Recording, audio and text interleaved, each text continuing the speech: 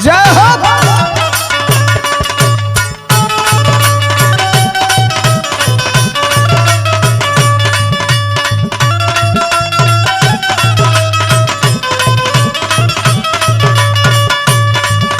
ये भैया लोग, उत्तर प्रदेश की कंडीशन बहुत खराब हो चुकी है। वर्तमान परिवेश में मैं गाना आपके बीच में रखने जा रहा हूं।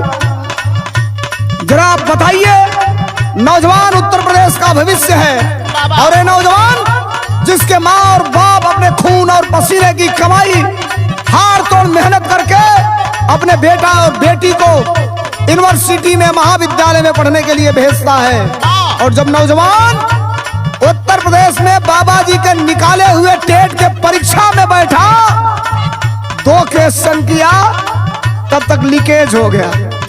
बाबा जी, ये पूरे 5 साल तक आपका लीकेज खत्म नहीं हुआ, इस लीकेज को भर भी नहीं पाओगे, इसलिए कि आपकी विदाई तय है। ये आवाम और आज का यूथ, महिलाएं, माताएं, बहनें बड़े मजबूती के साथ इस बात को कह रही हैं। क्या? अरे जहर उगलने वाला, हाजी जहर उगलने वाला हरदम बीज जहर का डालेगा, ये तय है, ये पक्का है।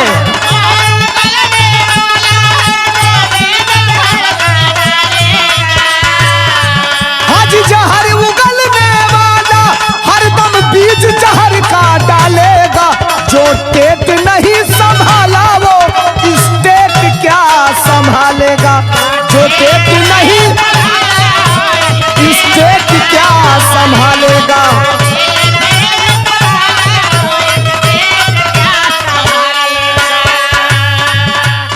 उत्तर प्रदेश के अंदर एक बेटे को और एक बेटी को एजुकेशन कराने में एक बाप की पूरी जिंदगी खत्म हो जाती है। एक नौकरी करने वाला आदमी पूरे अपने नौकरी का हर महीने का हिसाब लगाता है।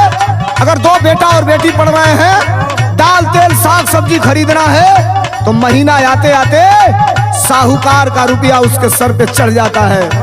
जब बेटा पेपर देने गया, बेटी पेपर देने गई, बाबा जी ने कह दिया पेपर लीक हो गया।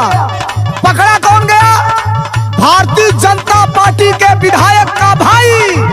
और बाबा जी, आप बुलडोजर चलवाते हो, जहां चाहते हो तुम्हारे बुलडोजर चले जाते हैं। हिम्मत है तो भारतीय जनता पार्टी के भाई के घर पे बुलडोजर चलवाओ। लाखों नौजवानों के भविष्य को खराब करने का उसने काम किया है।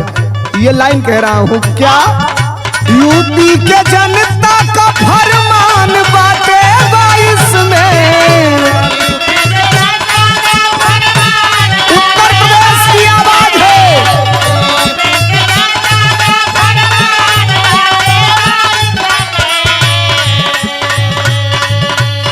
सबसे आगे साइकिल बाटे, सबसे आगे साइकिल बाटे अब जनता के चॉइस में।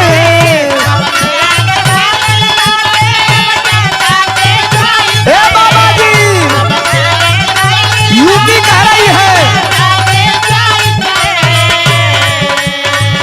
यूपी के जनता का फरमान बाटे 22 में, सबसे आगे साइकिल बाटे अब जनता के चॉइस में।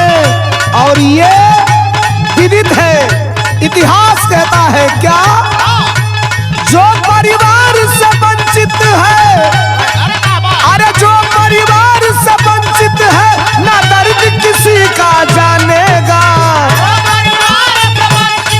ये सही है।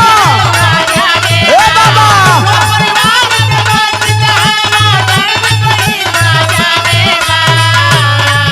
अरे जो परिवार से वंचित है, ना दर्द किसी का जानेगा, जो पेट नहीं संभाला वो स्टेट क्या संभालेगा, जो पेट नहीं संभाला वो।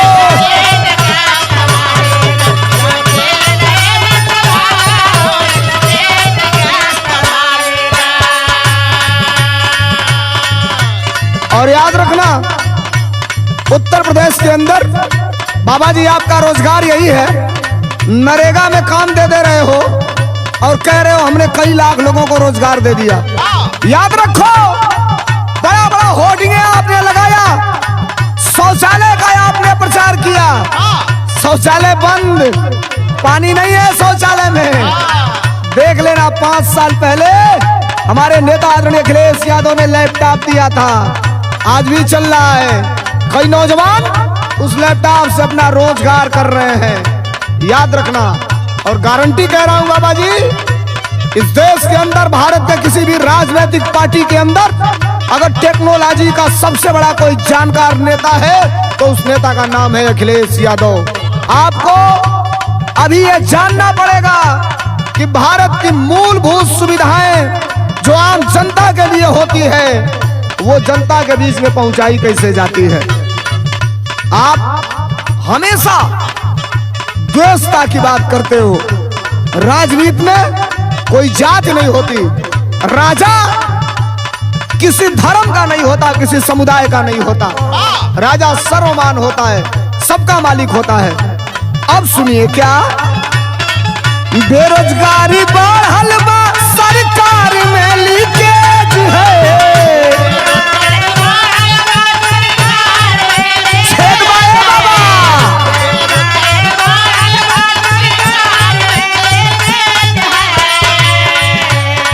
सुबह हंसे हंसे चलनिया, सुबह हंसे हंसे चलनिया, जेमे 72 छेद है, अरे जेमे 72 छेद है।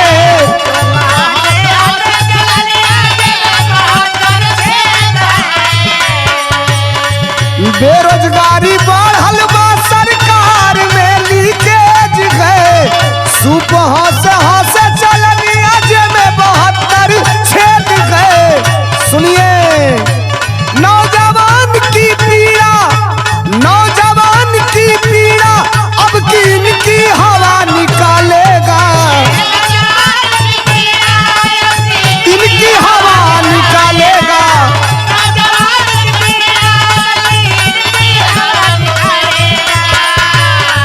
अरे नौजवान की पीड़ा अब किनकी हवा निकालेगा, जो पेट नहीं संभाला वो इस पेट क्या संभालेगा।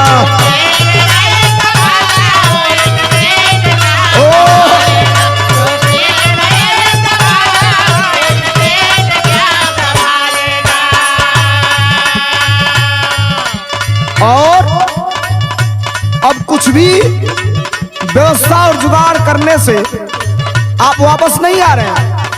मैंने एक गाना आपको गाया है, जनता तो आपको वापस कर रही है, ये आपके समीक्षा अधिकारी भी आपको वापस कर रहे हैं। इतने लोगों को उठा के पटक दिए हैं जो हॉस्पिटल में चल गई बा, जीवन में सपना में कबो दोहरा के तो वोट ना दे। खेतवा है बाबा, आधा ऊपर से किसानों की फसल 4 गुनी हो गई, इन्होंने कहा केवल 2 गुनी करनी थी, समीक्षा अधिकारियों को भेज के 2 गुना ऊपर से खत्म कराए। डांटी बचल रहा खाली, करेजा बहा, डाई का दाम बढ़ा दिया, यूरिया का दाम बढ़ा दिया, लाइन में लगे लगे डीएपी नहीं मिली, किसानों की मौत हो गई ललितपुर में, पुलिस ने लाठियां चलाई। हमारे नेता आदरणीय अखिलेश यादव जी ने ललितपुर में कहा था सरकार बना दो, दरवाजे पर खाद की बोरी जाएगी, ये समाजवादियों का वादा है। हम नहीं चाहते कभी जनता के ऊपर कोई दुख पड़े, कोई पहाड़ पड़े, और जनता से बड़ी इस दुनिया में कोई चीज नहीं होती है। शायद आप भूल गए हो, आप भाषण देते हो बाबा जी, नौजवान नौकरी मांगता है तो कहते हो कि नीचे कर लो नहीं तो हमेशा के लिए नीचे हो जाओगे। ये मुख्यमंत्री की भाषा है, ये मर्यादित भाषा है, ये संविधान की शपथ लेने वाले व्यक्ति की भाषा है, ये नहीं होती। याद रखना, अंगूठे की ताकत इतनी बड़ी ताकत है कि आपकी बोलती बंद करेगी, वापस वहीं जाना पड़ेगा जहां से आप आए हैं। ये लाइन सुनिए क्या, परिवर्तन की हवा चली है, जनता ली अंगड़ाई है,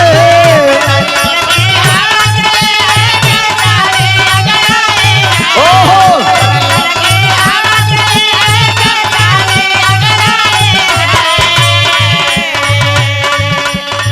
22 में अखिलेश जीतेंगे, कोई नहीं लड़ाई है।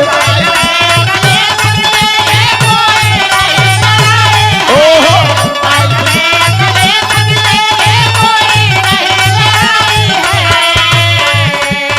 परिवर्तन की हवा चली है, जनता ली अंगड़ाई गए। 22 में अखिलेश जीतेंगे, कोई नहीं लड़ाई गए। और आप निशाना हमें भी बनाते हो महाराज। 5 साल बीतने जा रहा है और धर्मेंद्र सोलंकी ज्यों क्या त्यों अखिलेश यादव के पिलर के रूप में खड़ा है। ईमानदारी से कह रहा हूं, कोई जतन लगा लो दुनिया का, जीना यहाँ मरना यहाँ, इसके सिवा जाना कहाँ। जब तक जिंदा हूँ अखिलेश यादव का करिंदा हूँ। सुन लेना ये लाइन क्या, पोल खोलता इनका सोलंकी, अरे पोल खोलता इनका सोलंकी,